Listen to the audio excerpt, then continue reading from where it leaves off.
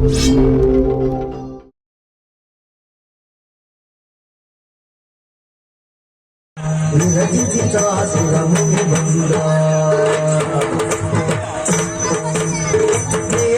ಕಳೆಯಲು ಬಗೆ ಬಗೆ ಚರ್ಚೆಯ ಬೇಸರ ಕಳೆಯಲು ಬಗೆ ಬಗೆ ಚರ್ಚೆಯ ನಡೆಸುತ್ತಲಿದ್ದರು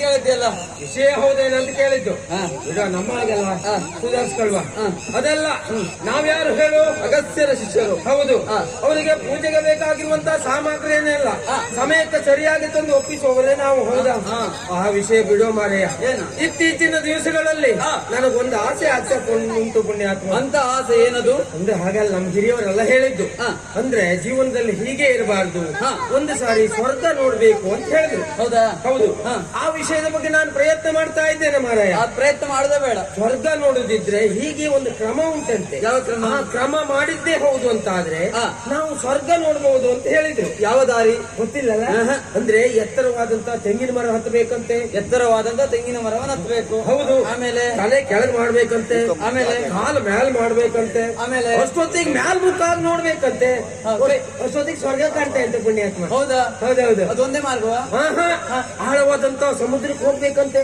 ಅಲ್ಲಿ ಹಾರಬೇಕಂತೆ ಹಾರಿದ ತಕ್ಷಣ ಎಲ್ಲಿ ಆಳ ಸಿಗ್ತದೋ ಅಷ್ಟೇ ಹೊತ್ತಿಗೆ ಸಮುದ್ರ ಕಾಣ್ತದಂತೆ ಹಾಗಾದ್ರೆ ತಡ ಮಾಡಬೇಡ ಮೊದ್ಲು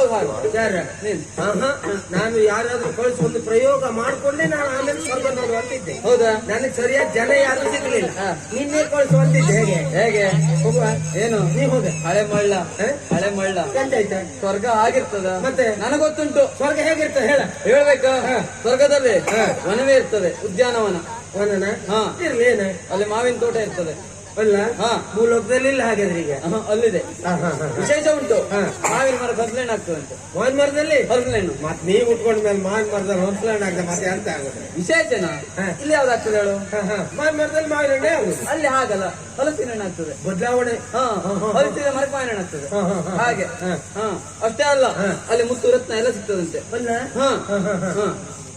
ಅಷ್ಟೆಲ್ಲ ಉಂಟು ಅಲ್ಲಿ ಅಷ್ಟು ಉಂಟು ಅಲ್ಲಿ ಆನೆ ಉಂಟಂತೆ ಎಲ್ಲಿ ಅಲ್ಲಿ ಮೇಲೆ ಅಲ್ಲ ಇಲ್ಲಿ ಭೂಲೋಕದಲ್ಲಿ ಇಲ್ಲ ಹಾಗೆ ಅಲ್ಲಿ ಬಿಳಿ ಆನೆ ಉಂಟಂತೆ ಬಿಳಿ ಆನೆ ಇದನ್ನ ನಾನು ನಂಬಬೇಕು ಯಾಕಂದ್ರೆ ಇದನ್ನ ಹೇಳಿ ನಾನು ಹೆಡ್ಡೆ ಅಂತ ಹೇಳಿದ ಮಾರ್ಗ ಸರಿ ನಾನು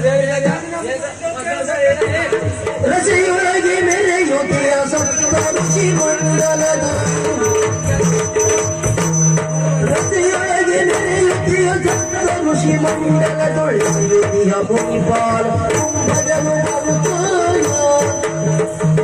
ಹಸಿಮನದ ಶಿಕ್ಷರೊಳಗೇನೆಂಬ ಪ್ರಶ್ನೆಯನು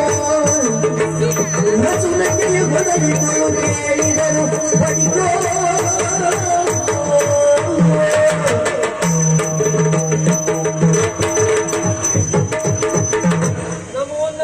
ಮತ್ತಿಗೆ ಮಂಗಳವಾಗಲೇ ಎದ್ದೇಳಿ ಮಕ್ಕಳೇ ನನ್ನ ಪ್ರೀತಿಯ ಶಿಷ್ಯಂದಿರಿದ್ದೀರಾ ನೀವು ಕೇವಲ ನೀರು ಮಾತ್ರ ಅಲ್ಲ ಇನ್ನು ಅನೇಕರಿದ್ದಾರೆ ನಿಮ್ಮನ್ನು ನೋಡಿದ್ರೆ ನನಗೆ ತುಂಬಾ ಪ್ರೀತಿ ಆದ್ರೆ ಇದ್ದಕ್ಕಿದ್ದ ಹಾಗೆ ನನ್ನ ಮಾತನ್ನ ಯಾವತ್ತೂ ಚಾಚು ತಪ್ಪದೆ ಪಾಲಿಸಿಕೊಂಡು ಬಂದವರಿದ್ದೀರಾ ನೀವು ನನ್ನ ಆದರ್ಶವನ್ನೇ ಅಳವಡಿಸಿಕೊಂಡು ಅದೇ ಮಾರ್ಗವನ್ನೇ ಸಾಗ್ತಾ ಇದ್ದವರು ನೀವು ಆದ್ರೆ ಇದ್ದಕ್ಕಿದ್ದ ಹಾಗೆ ನಿಮ್ಮಿಬ್ಬರಲ್ಲಿ ಜಗಳ ಏನೋ ಒಂದು ವಾದ ಅವತ್ತು ನೀವಿಬ್ಬರು ಸ್ನೇಹಿತರಾಗಿರ್ಬೇಕು ಬಿಟ್ಟು ವಿರೋಧಿಗಳಾಗಕೂಡದು ಆಗಬಾರದು ತಪ್ಪು ಗುರುಗಳೇ ಏನು ನಿಮ್ಮಲ್ಲಿ ವಾದ ನೀವು ಎಣಿಸ್ಕೊಂಡಿದ್ದೇ ತಪ್ಪು ಅಂದ್ರೆ ನಾವು ವಿರೋಧಿಗಳಲ್ಲ ನಾವು ಆತ್ಮೀಯರೇ ಹೌದು ಹೌದು ನಮ್ಮೊಳಗೆ ಒಂದು ವಿಷಯದ ಕುರಿತಾಗಿ ಚರ್ಚೆ ನಡೀತಾ ಇತ್ತು ಯಾವ ವಿಷಯದ ಕುರಿತಾಗಿ ಅಂತ ನನಗೆ ಅರ್ಥ ಆಗಲಿಲ್ಲ ಗುರುಗಳೇ ಹೇಳಪ್ಪ ಜೀವನದಲ್ಲಿ ನಾನು ಏನಾದ್ರೂ ಆಸೆ ಪಟ್ಟಿದ್ದುಂಟ ಇವತ್ತಿನವರೆಗೂ ಇದುವರೆಗೂ ನೀನು ಹೇಳಿಕೊಂಡವನಲ್ಲ ಕೊರತೆ ಆಗುತ್ತಿಲ್ಲ ಹಾಗಂತ ಹೌದು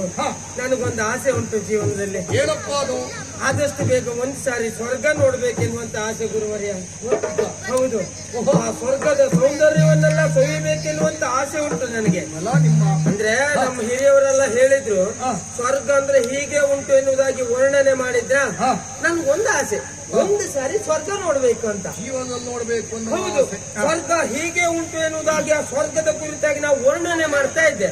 ಅಷ್ಟೊತ್ತಿಗೆ ಇವಿದ್ದಾನಲ್ಲ, ಸ್ವರ್ಗ ಅಂದ್ರೆ ನೀವು ಹೇಳಿದಾಗ ಇರುವುದಿಲ್ಲ, ಇವನು ವರ್ಣನೆ ಮಾಡ್ಲಿಕ್ಕೆ ಪ್ರಾರಂಭ ಮಾಡ್ಕೊಂಡ. ಸ್ವರ್ಗ ಅಂದ್ರೆ ಬೇರೆ ರೀತಿ ಇರುವುದು ಅಂತ ನನ್ನಲ್ಲಿ ವಾದ ಮಾಡುವುದು. ಸುಳ್ಳು ಹೇಳುವುದು. ಈಗ ನೀನು ನೋಡಿದ್ದೀಯಾ?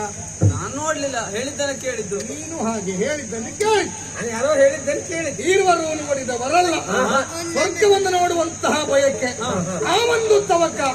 ಓ ಮಕ್ಕಳೇ, ಆಲಿಸಿ ಆಲಿಸಿ. ಹೇಳಿ ಗುರುಗಳೇ. ಹೌದು, ಸ್ವರ್ಗವನ್ನು ನೋಡಬೇಕು ಅನ್ನುವಂತಹ ತವಕ ನಿಮ್ಮ ಪಾಲಿ ಉಂಟಾಗಿದೆ. ಹೌದು ಗುರು. ಇದುವರೆಗೂ ನೀವು ಯಾವ ಸೌಂದರ್ಯವನ್ನು ಕಾಣಬೇಕು, ತಿರುಗಾಟ ಮಾಡಬೇಕು ಅಂತ ಹಠ ಹೊತ್ತವರಲ್ಲವೇ ಅಲ್ಲ. ನಿಮ್ಮಿಬ್ಬರಲ್ಲಿ ಸ್ವರ್ಗದ ಕುರಿತಾಗಿ ವಾದ, ನಾನು ಯಾವುದೋ ಕುರಿತಾಗಿ ವಾದ ಮಾಡುತ್ತಾ ಇದ್ದೀರಾ ಅಂತ ಗ್ರಹಿಸಿಕೊಂಡೆ. ಮಕ್ಕಳೇ, ಸ್ವರ್ಗವನ್ನ ಕಾಣುವುದು ಸುಲಭವಲ್ಲ. ವ್ಯಕ್ತಿಯಾದವನ ಬದುಕಿನಲ್ಲಿ ನಿರಂತರವಾದ ಮಹತ್ತರವಾದಂತಹ ಕಾರ್ಯವನ್ನು ಮಾಡುತ್ತಾ ಧರ್ಮದ ಮಾರ್ಗವನ್ನೇ ಅನುಸರಿಸಿಕೊಂಡು ಹೋದ, ಆ ಬಳಿಕ ಮರಣವನ್ನ ಹೊಂದಿದ ಅಂತಾದ್ರೆ ಅವನ ಪಾಲಿಗೆ ಸಿಗುವುದು ಸ್ವರ್ಗ. ಬೇಡದನ್ನೇ ಮಾಡಿದ, ಅನ್ಯಾಯವನ್ನೇ ಎಸಗಿದ ಅಂತಾದ್ರೆ ಅವ ಮರಣವನ್ನ ಹೊಂದಿದ ಬಳಿಕ ಅಮಗೆ ಸಿಗುವುದು ನರಕ. ನಿಮ್ಮ ಜೀವನದಲ್ಲಿ ನೇರವಾಗಿ ಸ್ವರ್ಗ ನೋಡಬೇಕು ಈಗ ಬಯಸುತ್ತಾ ಇದ್ದರು. ಆದ್ರೆ ಅಷ್ಟು ಸುಲಭ ಅಲ್ಲ ಮಕ್ಕಳೇ. ಹಾಗಂತ ನನ್ನ ತಪೋಶಕ್ತಿಯಿಂದ ನೇರವಾಗಿ ನಾನು ಸ್ವರ್ಗಕ್ಕೆ ಬರಬಹುದು. ನಿಮ್ಮನ್ನು ಕರ್ಕೊಂಡು ಹೋಗುವುದು ಸುಲಭ ಅಲ್ಲ. ದೇವತೆಗಳ ಆಜ್ಞೆ ಬೇಕಾಗ್ತದೆ. ನೀವು ಅಲ್ಲಿ ಹೋಗುವುದಾದರೆ ಸ್ವರ್ಗದಲ್ಲಿ ಏನಿಲ್ಲ. ಏರುವುದಕ್ಕೆ ಐರಾವತ, ಕಾಮಧೇನು, ಕಲ್ಪವೃಕ್ಷ, ನಂದನವನ, ಸುರರೋ ಕಿನ್ನರರೋ ಕಿಂಪುರುಷರೋ ಸಿದ್ಧರೋ ಸಾಧ್ಯರೋ ಗಂಧರ್ವರೋ, ಮುಕ್ಕೋಟಿ ದೇವತೆಗಳು, ದಿಕ್ಪಾಲಕರು, ಇಂಥವರನ್ನ ಕಾಣಬಹುದಂತೆ ಆ ಸ್ವರ್ಗದಲ್ಲಿ. ಕುಡಿಯುವಾಗ ಅಮೃತ ಸಿಗ್ತದಂತೆ. ಹೋದವರಿಗೆಲ್ಲ ಕೊಡ್ತಾರಂತ ಹೇಳಿದ್ದಾರ. ಹೇಳಿ ಕೇಳಿದ್ದೆ.